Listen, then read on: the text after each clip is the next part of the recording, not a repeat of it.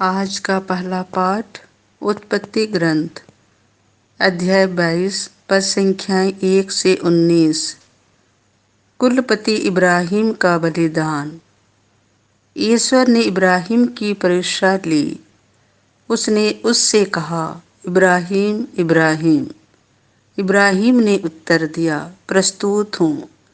ईश्वर ने कहा, अपने पुत्र को, अपने इकलौते को, परमप्रिय इसहाक को साथ ले जाकर मोरिया देश जाओ। वहाँ जिस पहाड़ पर मैं तुम्हें बताऊंगा उसे बलि चढ़ा देना। इब्राहिम बड़े सवेरे उठा। उसने अपने गधे पर जीन बांधकर 2 नौकरों और अपने पुत्र इसहाक को बुला भेजा। उसने होम बलि के लिए लकड़ी तैयार कर ली और उस जगह के लिए प्रस्थान किया जिसे ईश्वर ने बताया था। तीसरे दिन इब्राहिम ने आंखें ऊपर उठाई और उस जगह को दूर से देखा।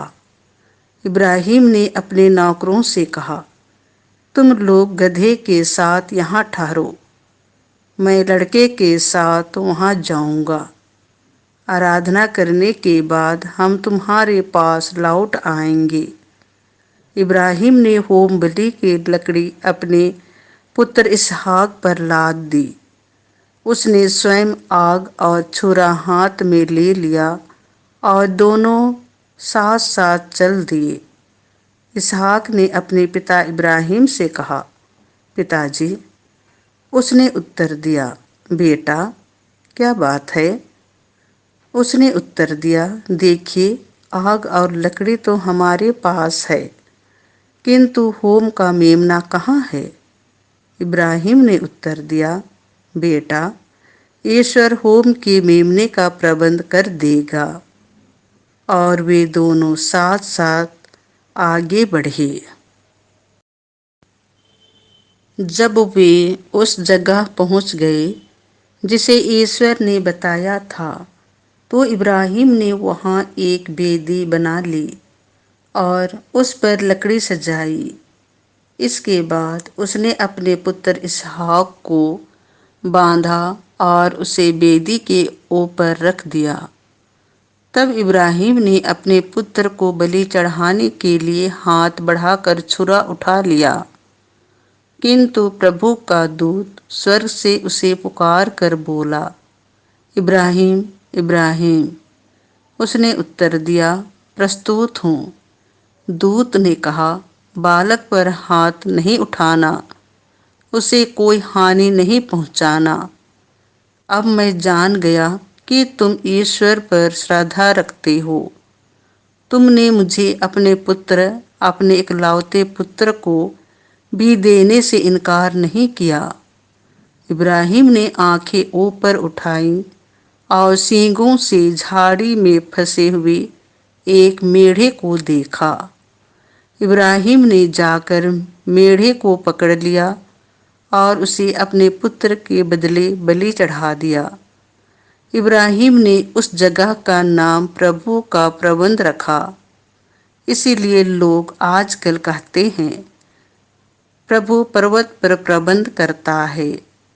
ईश्वर का दूत इब्राहिम को दूसरी बार पुकार कर बोला, यह प्रभु की वाणी है।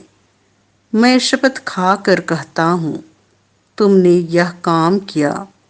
तुमने मुझे अपने पुत्र, अपने इकलौते पुत्र को भी देने से इनकार नहीं किया। इसलिए मैं तुम पर आशीष बरसाता रहूँगा। मैं आकाश के तारों और समुद्र के बालों की तरह तुम्हारे वंशजों को असंख्य बना दूंगा और वे अपने शत्रुओं के नगरों पर अधिकार कर लेंगे। तुमने मेरी आज्ञा का पालन किया है, इसलिए तुम्हारे वंश के द्वारा पृथ्वी के सभी राष्ट्रों का कल्याण होगा। इब्राहिम अपने नौकरों के पास लौटे।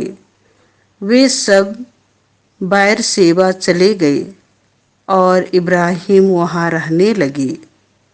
यह प्रभु की वाणी है। संत मत्ती के अनुसार पवित्र सुसमाचार अध्याय 9 पद संख्याएं 1 से 8।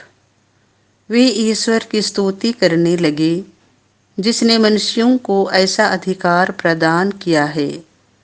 यीशु नाव पर बैठ गए और समुद्र पार कर अपने नगर आए। उस समय कुछ लोग खाट पर पड़े हुए एक अर्धांग रोगी को उनके पास ले आए। उनका विश्वास देखकर यीशु ने अर्धांग रोगी से कहा, बेटा, ढाढ़स रखो, तुम्हारे पाप क्षमा हो गए हैं। कुछ शास्त्री मन ही मन सोचने लगे, यह ईश निंदा करता है। उनके ये विचार जानकर यीशु ने कहा, तुम लोग अपने मन में बुरे विचार क्यों लाते हो? अधिक सहज क्या है, यह कहना तुम्हारे पाप क्षमा हो गए हैं, अथवा यह कहना उठो और चलो फिरो? किंतु इसीलिए कि तुम लोग यह जान लो कि मानव पुत्र को पृथ्वी पर पाप क्षमा करने का अधिकार मिला है। तब वह अर्धांग रोगी से बोली, उठो और अपनी खाट उठाकर घर जाओ। और वह उठकर अपने घर चला गया। यह देखकर लोगों पर भय छा गया और वे ईश्वर की स्तुति करने लगे जिसने मनुष्यों को ऐसा अधिकार प्रदान किया है। यह प्रभु का सुसमाचार है।